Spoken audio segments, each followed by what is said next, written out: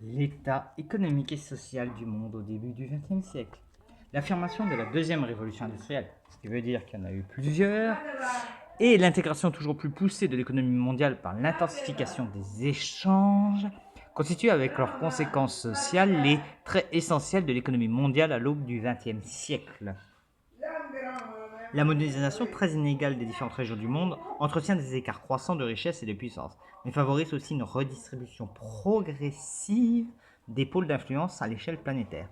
Fort de l'antériorité de son industrialisation, l'Europe du Nord-Ouest, qui domine le commerce international et détient une puissance financière incontestée, se retrouve alors à l'apogée de sa puissance mondiale, mais divisée par des rivalités porteuses de terribles conflits. Les États-Unis menacent déjà la suprématie européenne par leur puissance productive, ainsi que le Japon qui s'est engagé dans une politique volontariste de rattrapage de l'Occident, l'ère Meiji. Au-delà de ces trois pôles, des régions entières du monde paraissent incapables de s'industrialiser et subissent la domination des puissances européennes.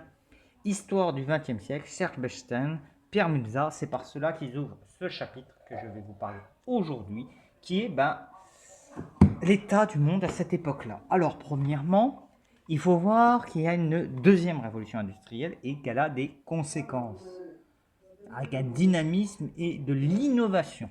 La première révolution industrielle a eu lieu dans le dernier tiers du XVIIIe siècle, et c'est l'invention des machines qui vont au départ être anglaises, puis se généraliser sur tout le reste de l'Europe, après la petite période napoléonienne où ça a un petit peu ralenti, c'est-à-dire que l'industrialisation de l'Europe aurait peut-être pu se faire différemment s'il n'y avait pas eu Napoléon. Mais bon, vous savez, le mec est tellement puissant dans l'histoire qu'un what if sans Napoléon, tu peux changer énormément de choses et sur beaucoup de continents. Parce que s'il n'avait pas envoyé l'Espagne notamment, peut-être que l'Argentine aurait pris son indépendance plus tard.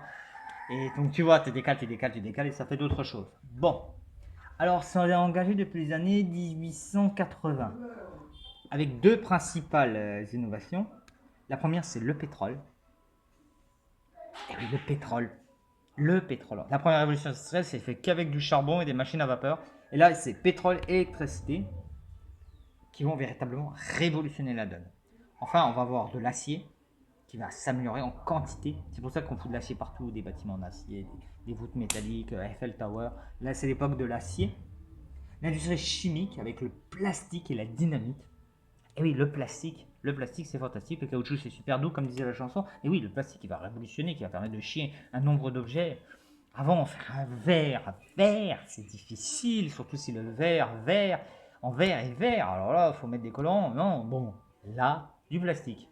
C'est beaucoup plus simple. Et la dynamite qui va révolutionner les travaux de terrassement, mais aussi les attentats terroristes. Ça, il n'avait pas prévu ça, le père Nobel, mais bon, ça c'est une autre différence parce que la dynamite a été inventée par Nobel. C'est pour ça qu'il a inventé un prix après, pour essayer de se faire un peu racheter une conscience. Il y a aussi tout ce qui est le cinéma. Le cinéma va arriver à cette époque-là, les années 1880, les frères Lumière et tout ça, toi-même tu sais. La photographie qui va s'améliorer. Hein, on va s'améliorer, on va améliorer la qualité des photos, ça va être de plus en plus généralisé. Et enfin la voiture. La voiture va littéralement va faire vraiment une véritable innovation parce que là où tu avais un chemin où tu pouvais mettre les chevaux, avant tu avais le train. Mais le train, il faut construire une voie. Alors que là, la voiture, tu la fous là, sur le même chemin que les charrettes, elle évite les chevaux, puis les bouses de chevaux, puis ça passe tout seul. Donc voilà, il y a tout ça qui arrive. Et il y a une intégration mondiale sans cesse plus étroite, déjà avec plus d'intégration politique, économique, sociale, notamment par la colonisation. On a intégré de force l'Afrique au marché mondial. Et enfin, il y a le progrès du transport. Grâce au pétrole, on a les bateaux vont beaucoup plus vite, les voitures vont beaucoup plus loin. Alors là, quand il faut aller à l'autre bout du monde, ça va beaucoup plus vite qu'un truc à vapeur. Ça va beaucoup plus vite qu'un truc avec le vent. Et donc là, ça va vraiment d'intégrer plus. Parce qu'on enlève la distance. Qu'est-ce qui a un frein à l'intégration à une économie monde avant de tout temps? C'est la distance. Le jour où un mec passe de 6 heures de transport à 3 heures, il est plus proche de moi. Donc je peux plus facilement faire du business avec lui. Et quand j'ai 6 heures, c'est gentil. Hein. Dans les coins du monde, combien de mois il fallait pour aller en Australie? Putain, tu mets un bateau avec un moteur, tu ouvres le canal de Suez, waouh, tu gagnes des semaines entières. Et ouais, c'est good for the business. Et comme j'ai dit, voilà, les obstacles juridiques et à l'échange vont baisser, les droits de douane vont notamment baisser. Il va y avoir une transformation du capitalisme libéral, les institutions vont se modifier, il va y avoir l'émergence de trusts, c'est-à-dire d'entreprises qui vont se fusionner, il va y avoir une concentration technique. Voilà, les entreprises vont arrêter, petite entreprise qui fait ça, petite entreprise qui fait ça, nana. Là, il va y avoir des concentrations techniques avec plusieurs petites entreprises qui travaillent à peu près dans le même domaine qui vont fusionner. Par exemple, au début, il y avait les mecs qui fabriquaient les moteurs, les mecs qui fabriquaient les châssis. Après, dans la même usine, il y a les mecs qui fabriquaient le moteur et le châssis. Pour une voiture, ça va beaucoup plus vite. Et puis des fois, même Michelin, ils ont mis un gars dans l'usine pour les pneus, comme ça va encore plus vite. Et enfin, le terrorisme, la standardisation et le travail à la chaîne, c'est-à-dire que toutes ces méthodes de travail vont s'améliorer pour soutenir une production de masse. C'est-à-dire on va travailler mieux, on va travailler plus fort. L'État-providence à l'allemande ou à l'anglaise se met en place parce que c'est vrai que l'Allemagne a une tradition d'État-providence et l'Angleterre aussi. État-providence qui va être découpé après la Seconde Guerre mondiale en Angleterre, notamment sous l'époque de Thatcher, et qui va servir de modèle à des gens comme De Gaulle, parce que De Gaulle c'est beaucoup inspiré de ce qui se faisait en Angleterre, que ce soit pour ses principes constitutionnels ou l'idée d'État-providence à la fin de la Seconde Guerre mondiale avec le Conseil national de la résistance. Il va y avoir des évolutions de la structure professionnelle. La paysannerie va se casser la gueule. On va être plus sur l'agriculteur exploitant. Ça va être très difficile pour le monde agricole. Hein. En effet, la paysannerie va prendre fin, ça va être plus des agriculteurs exploitants, par la mécanisation qui va demander une amélioration technique, mais aussi un remembrement qui se fera, lui, malheureusement, que après la Seconde Guerre mondiale. Mais bon, la mécanisation est en marche. On a plus d'ouvriers, plus de prolétariat. Et on a aussi une Europe du Nord dominante, mais contrastée. Elle a déjà un rayonnement planétaire. Elle maîtrise les échanges, elle domine le commerce, elle est l'usine du monde, c'est-à-dire c'est elle qui échange, c'est elle qui fait le business, c'est elle qui produit. Elle organise même les règles du monde. C'est-à-dire que les règles sont pensées par l'Europe occidentale pour l'Europe occidentale et elle organise économiquement le monde. Tu vois ? Elle maîtrise tout, elle maîtrise toutes les règles du jeu et tous les leviers du game. Et il y a un fondement de sa puissance, déjà une force démographique, contrairement à la période actuelle, même si elle est contrastée, cette avance démographique. Il ne faut pas oublier que la France est dans un creux démographique depuis les années 1880, quand elle a attaqué sa transition, 1780, pardon, sa transition démographique, elle a attaqué dès le XVIIIe siècle. Transition démographique, c'est simple, il y a 3 phases. Beaucoup de bébés, beaucoup de morts et pas vieux. À beaucoup de bébés, des morts, mais qui meurent plus tard. À la dernière stade, moins de bébés, moins de morts. Voilà. C'est-à-dire à la phase où on arrête de faire 5 enfants, parce que bon, on se dit on fait 5 enfants parce qu'il y en a 3 qui vont mourir dans leur jeunesse, quoi. Tu comprends, avec une augmentation de l'espérance de vie, donc ce qui permet à pas trop à la population, mais elle reste autour d'un verrou de 30 à 40 millions d'habitants pendant très longtemps, et les Français se remettront réellement à baiser après la Seconde Guerre mondiale. Et ouais, il faut dire. Autrement, ouais, les très démographiquement, très grosse force démographique. Il ne faut pas oublier que l'Afrique à l'époque n'est pas encore avec des forces démographiques. L'histoire de la démographie africaine n'est pas compliquée. On va être totalement honnête avec vous. L'Afrique n'a jamais été un grand foyer de peuplement. Hein. C'est un truc nouveau depuis la décolonisation et les années 70-80. Elle a une avance intellectuelle et technique parce que elle maîtrise toutes les techniques de masse. Elle a une puissance industrielle et une suprématie monétaire. Tout ce qu'elle n'a plus aujourd'hui. Elle n'a plus d'industrie, elle n'a plus de monnaie. Voilà.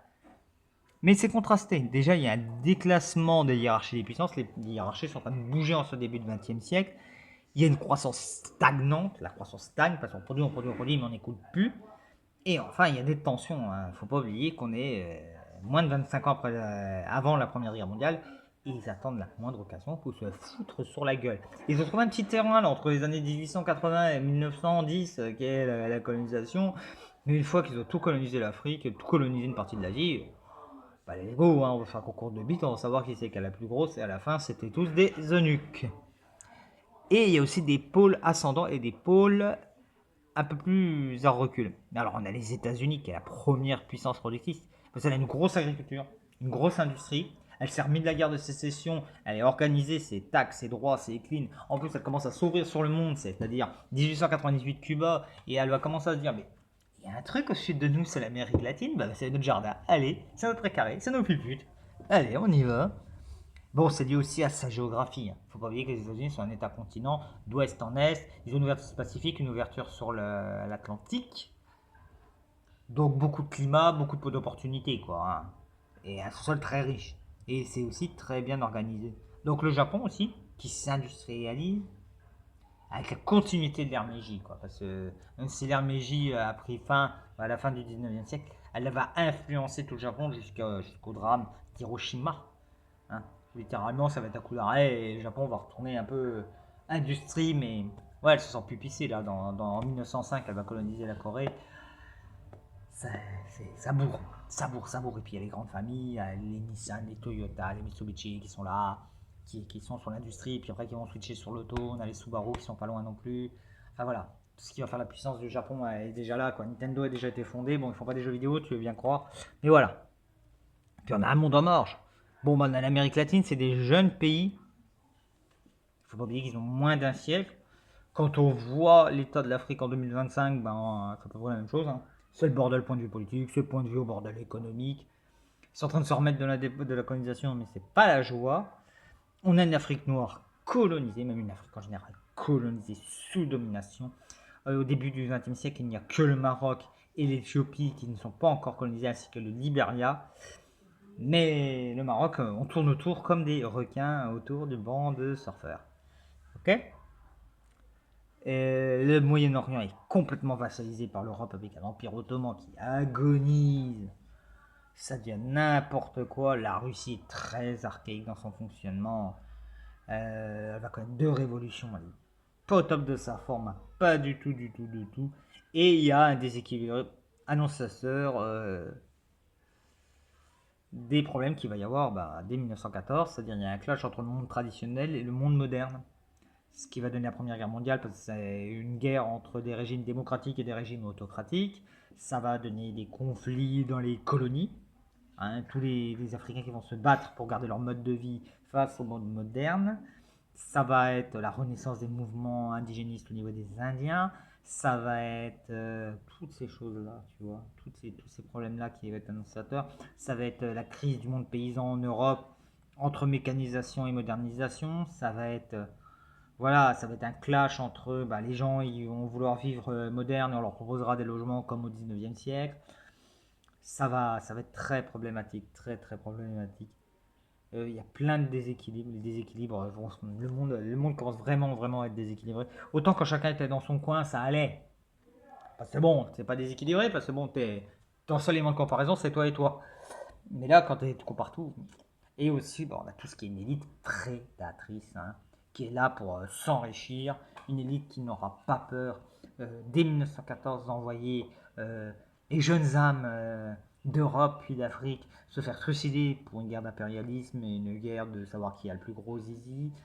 Une élite qui va pas se gêner quelques années plus tard de faire monter Mussolini ou le H au pouvoir parce que c'est que des cons, on va les manipuler, puis au fond ils se sont fait niquer, ça a été un bordel pas possible. Cette même élite qui va se coucher dans la collaboration dès 1940, cette même élite qui sera prête à trahir mère patrie pour ses intérêts, pour le capitalisme, et après ça donnera l'ultralibéralisme. Cette élite-là est déjà présente. Elle déteste déjà les petits gens, elle déteste le monde dans lequel elle est, elle ne pensera qu'à sa gueule, et ça ne changera pas. Ok, ça ne changera pas. Donc ouais, le début du XXe siècle, il y a beaucoup de choses, hein, ça bouge bien, mais il y a quand même une petite odeur de merde qui arrive et ça va bientôt péter. J'espère avoir le temps de refaire une vidéo pour vous en parler. Je vous souhaite une bonne fin de journée. Ciao!